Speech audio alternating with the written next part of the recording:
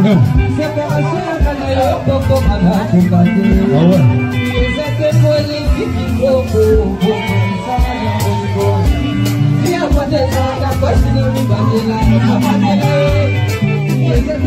cheche salinga bien na mutuna problème na ngai ezali tosangani apamba te tosangani pona famille ya Salimba à part ça problème na ngai ezali nazala besoin na yemba nzembo moko ya sentiment ya loisir mais na yembela pena maman Jeannette pona na tosangani